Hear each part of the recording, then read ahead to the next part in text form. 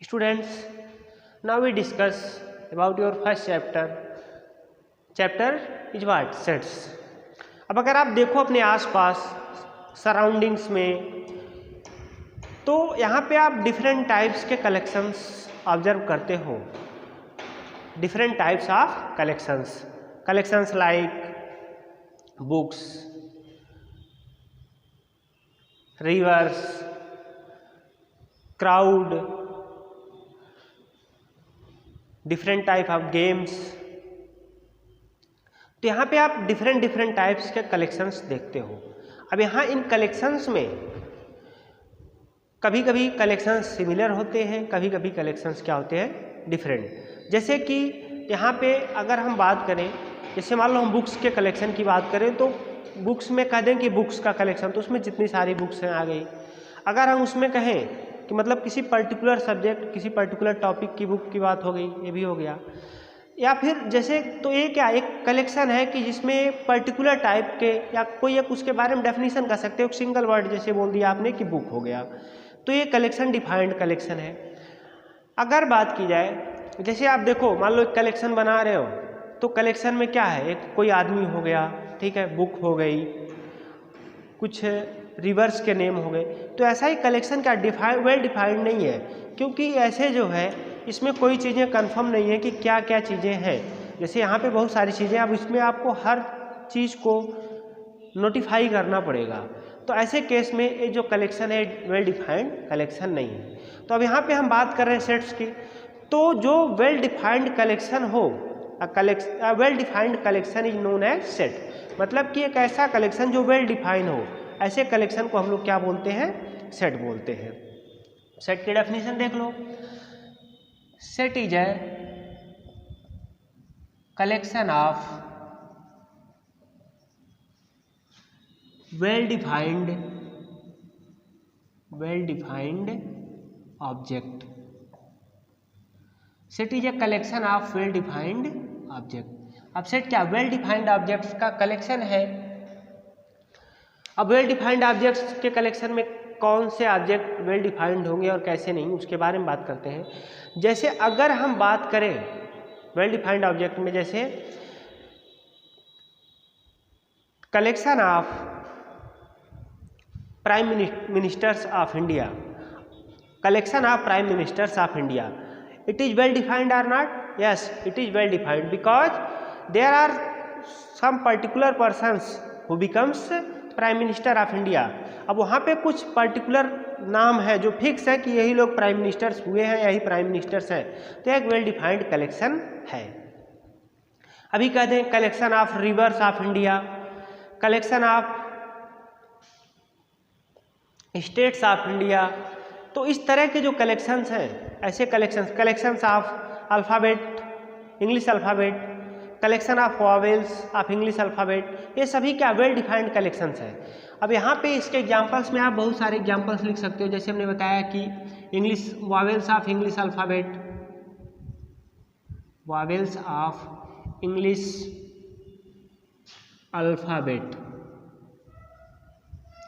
तो ये सभी क्या है. अब ये वॉवेल्स ऑफ इंग्लिश अल्फ़ाबेट हैं क्या, ये कुछ फिक्स है, just like A, E, I, O, U. या आप कह दो कि नेचुरल नंबर्स का कलेक्शन, होल नंबर्स का collection, even numbers, odd numbers. तो ये कुछ कलेक्शंस हैं जो वेल डिफाइंड है. तो जो ऐसे वेल डिफाइंड कलेक्शंस का जो वेल डिफाइंड जो कलेक्शन होगा, उसी को हम क्या बोलते हैं, we can say these are sets. मतलब कि जो हमने एग्जाम्पल्स आपको बताए, every example is example of set. हर एग्जाम्पल सेट का एक एग्जाम्पल है, क्योंकि every collection is defined, every collection is defined. अब अगर बात करें, हम कह दें कि collection of top 5 batsman of India. अब टॉप 5 बैट्समैन या best 5 batsman, collection of best 5 batsman of India. तो यहाँ पे देखो बेस्ट 5 बैट्समैन कौन से होंगे. अब किसी के अकॉर्डिंग कोहली होगा, धोनी होंगे, कोई होगा, किसी के अकॉर्डिंग रोहित शर्मा होंगे. तो इस तरह से अलग अलग लोगों के लिए या अलग अलग लोग अलग अलग बेस्ट मानेंगे. सभी के लिए एक हर मतलब कोई एक नहीं है कि यही बेस्ट है. तो इस तरह से आप इसके बारे में नहीं कह सकते कि collection of best 5 batsman of India, ये क्या है, वेल डिफाइंड कलेक्शन नहीं है, so it is not a set. अगर हम बात करें collection of best 5 writers of the world, तो यहाँ पे best 5 writers of the world या ऑफ द इंडिया या फिर आप कहीं भी, तो आप यहाँ पे वेल डिफाइंड मतलब ये नहीं कह सकते कि यही 5 लोग हैं, क्योंकि अगर हम इंडिया की बात करें तो कोई मतलब अलग अलग लोग होंगे, या फिर वर्ल्ड की बात करें तो जैसे अलग अलग लोगों के लिए, जैसे आप इंग्लिश राइटर्स में ले लो, जैसे कोई कहेगा शेक्सपियर अच्छा है तो कोई जॉन कीट्स को कहेगा, तो कोई मतलब अलग अलग, जैसे सब लोग अपने अपने तरीके से बेस्ट 5 बताएंगे। तो यहाँ पे जो बेस्ट 5 का कलेक्शन है, कलेक्शन डिफाइंड कलेक्शन नहीं है, तो जो वेल डिफाइंड नहीं होगा कलेक्शन, वो कलेक्शन सेट को रिप्रेजेंट नहीं करेगा। Only well defined collection is set, ठीक है। Well defined collection of objects जो भी है उसको हम क्या बोलेंगे, सेट बोलेंगे। तो इस तरीके से जो वेल डिफाइंड कलेक्शन हो गया वही हमारा क्या होता है, सेट होता है, ठीक है। अब यहाँ पे कुछ चीज़ें, कुछ टर्म्स जो आपको नोट करना है। अब देखो जैसे यहाँ पे पहली चीज़ क्या है कि यहाँ पे जैसे बात करें हम ऑब्जेक्ट, एलिमेंट या फिर मेंबर्स, जैसे हम कहें कि यहाँ पे एक आपने कलेक्शन बताया, कलेक्शन क्या है, कलेक्शन ऑफ वॉवेल्स। वॉवेल्स में क्या है, 5 एलिमेंट्स हैं, तो यहाँ पे बोल सकते हो कि यहाँ 5 ऑब्जेक्ट्स हैं, 5 एलिमेंट है, 5 मेंबर्स हैं। मतलब इस सेट के एज क्या है, जो वॉवेल्स है इस सेट के लिए, इस कलेक्शन के लिए क्या है, इसके जो है मेंबर्स बोल सकते हो, ऑब्जेक्ट बोल सकते हो, एलिमेंट बोल सकते हो। मीन्स क्या है, object, element and members are क्या है, सिनोनिम्स। ये सभी क्या है, एक दूसरे के सिनोनिम्स है। अगर बात करें आगे तो सेट को हम लोग यूजुअली डिनोट कैसे करते हैं, सेट को यूजुअली हम लोग कैपिटल लेटर से डिनोट करते हैं, जैसे ABC लिख दिया हमने, XYZ लिख दिया। तो सेट को यूजुअली जो हम डिनोट करते हैं उसको कैपिटल लेटर से, जनरली जो डिनोट किया जाता है उसको कैपिटल लेटर से। और जो इनके एलिमेंट्स हैं, थर्ड चीज़ की बात की जाए तो यहाँ पे जो है एलिमेंट्स हैं, एलिमेंट्स को हम क्या करते हैं, स्मॉल लेटर से, जैसे ABC, XYZ, ये क्या है, elements is always denoted by क्या है, स्मॉल लेटर्स। मतलब ऑलवेज का, ऑलवेज इन द सेंस कि मतलब जनरली, जनरल कह सकते हो, ऐसा नहीं, कभी कभी कैपिटल लेटर्स को भी सेट के एलिमेंट के रूप में डिनोट किया जाता है, तो वो गलत नहीं है। यहाँ पे बस एक जनरल नोटेशन की बात हो रही है। तो जनरल नोटेशन में क्या है, जो एलिमेंट्स हैं उसको हम क्या करेंगे, स्मॉल लेटर्स में डिनोट करेंगे, ठीक है। अब देखो कुछ और सिंबल्स की बात करते हैं। अगर हम यहाँ पे कहें कि जैसे कोई एक सेट है, अब ये सेट मान लेते हैं हमारे पास क्या हो गया, सेट ए है, ठीक है, सेट ए है। अब इस सेट ए के पास एलिमेंट कौन से हैं, 5 एलिमेंट्स हैं, सेट ए के पास 5 एलिमेंट्स हैं, और एलिमेंट कौन से हैं, वॉवेल्स, ठीक है। तो अब कहा जाए कि इफ क्या है, a is an element of A, element of A, यहाँ पे स्मॉल ए इस सेट ए का एलिमेंट है। अब इसको हम क्या करें, हर बार तो इतना बड़ा लिखा नहीं जाएगा, ठीक है। अच्छा, a is an element of A, और it can be written as, या it can be read as a belongs to, a belongs to A, ठीक है, स्मॉल ए बिलोंग्स टू ए।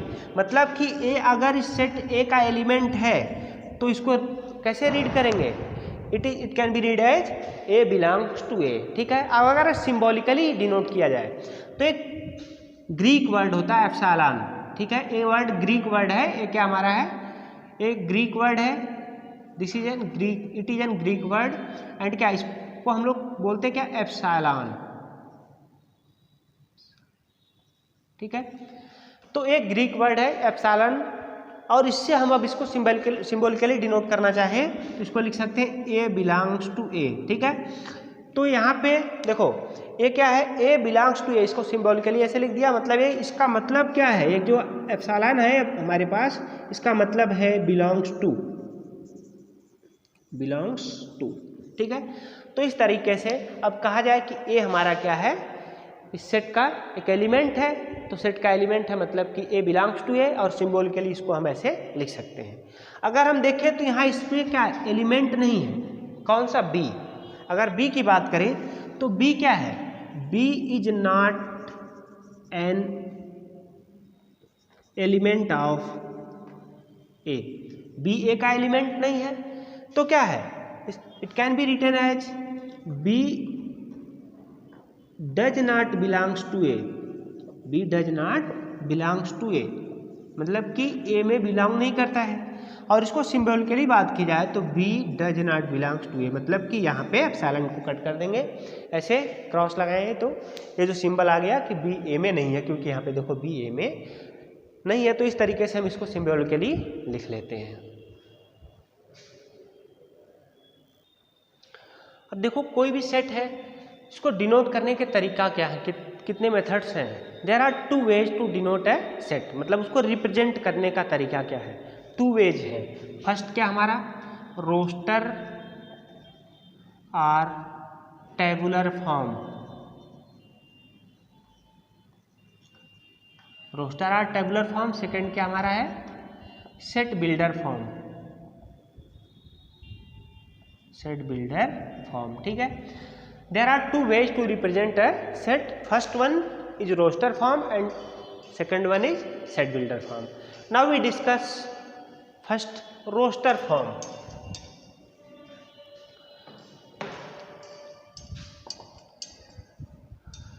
अब देखिए इससे पहले एक चीज़ और देख लो, जैसे सेट को रिप्रेजेंट करने के लिए सेट के जो एलिमेंट्स उनको हम लोग ब्रेस, कर्ली ब्रैकेट जो होता है इसको ब्रेसेस भी बोलते हैं, इसमें एलिमेंट्स को लिखते हैं। जैसे यहाँ पे क्या A B C, it is representing a set. अभी क्या इसको लिख सकते हैं ऐसे A equal to A B c, तो ये क्या बन गया हमारा एक सेट को रिप्रेजेंट कर रहा है, ठीक है। तो इस तरीके से कर्ली ब्रेस के अंदर हम ऐसे हमेशा सेट को रिप्रेजेंट करते हैं। अब देखो सेट को जो है 2 तरीके हैं, there are 2 ways to represent a set. First one is what roster form और tabular form. In roster form elements are listed in curly brace. यहाँ पे रोस्टर फॉर्म में क्या करते हैं, एलिमेंट्स को हम कर्ली ब्रैकेट में क्या करते हैं रिप्रेजेंट करते हैं, सेपरेटेड बाय कॉमाज, कॉमा के द्वारा सेपरेट करके रिप्रेजेंट करते हैं। यहाँ पे एलिमेंट्स को हम क्या करेंगे, elements are listed within curly brace, curly brackets में हम क्या करेंगे इसको रिप्रेजेंट करेंगे। जैसे कोई भी हो, अभी हम कहते हैं कि set of even numbers, even number क्या है 2 4 6 8, अब यहाँ पे हो गया, इसको हम कर्ली ब्रैकेट्स में रिप्रेजेंट करेंगे, ठीक है, कर्ली ब्रैकेट्स में। तो ये हो गया हमारा कौन सा रोस्टर फॉर्म हो गया, ठीक है, रोस्टर फॉर्म हो गया। यहाँ पे एक चीज़ और देखेंगे, order of the element is इमैटेरियल, मतलब कि यहाँ ऑर्डर से कोई मतलब नहीं है। दिस एंड क्या मान लो कि ये सेट ए बी सी है and set B A C, both क्या रिप्रेजेंट सेम सेट, दोनों सेम सेट को रिप्रेजेंट कर रहे हैं, क्योंकि यहाँ उनके ऑर्डर से कोई मतलब नहीं होता, किसी सीक्वेंस में आप लिख दो, बस क्या है कि और एलिमेंट्स क्या होने चाहिए सेम होने चाहिए, ठीक है। तो इस तरीके से हम सेट को रिप्रेजेंट करते हैं। और ये क्या हो गया कि रोस्टर फॉर्म हो गया, रोस्टर फॉर्म, ठीक है। और इसमें जो उनके ऑर्डर से नहीं मतलब है, उनके एलिमेंट्स को, हाँ एक चीज़ और है, एलिमेंट्स को एक बार ही लिखते हैं, बार बार नहीं लिखते। जैसे मान लो कि अगर हमने कभी लिखा है कि सेट हमारे पास क्या है ये ए बी सी सी, ऐसे कई बार, तो इस तरह से कभी भी सेट रिप्रेजेंट नहीं किया जाता।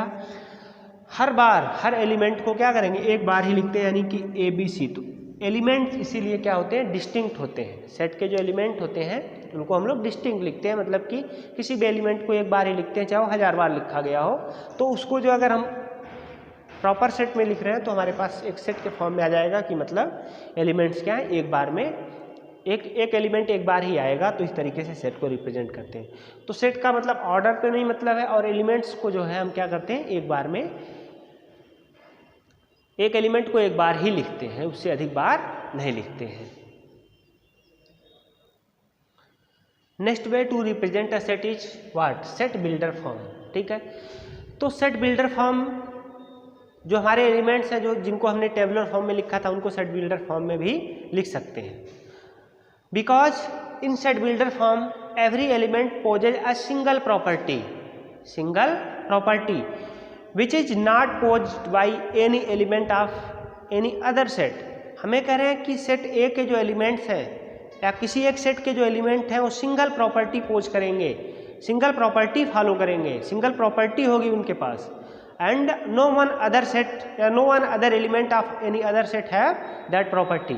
अगर हम यहाँ पे बात करें set A is a set of vowels, ठीक है। तो यहाँ पे प्रॉपर्टी क्या है कि प्रॉपर्टी ये है कि दीज ऑल आर क्या है vowels of English alphabet, vowels of English alphabet। अगर बात की जाए आगे, जैसे यहाँ पे कोई एक दूसरा सेट ले लेते हैं, सेट बी। सेट बी में क्या हमारे पास है 2 4 6 ऐसे डॉटेड। तो यहाँ पे क्या है, ये जो है इवन नंबर्स का कलेक्शन है, सेट ऑफ इवन नंबर्स। तो यहाँ पे ए कैन बी रिटन एज क्या यक्स सच दैट क्या है x is a vowel of English alphabet.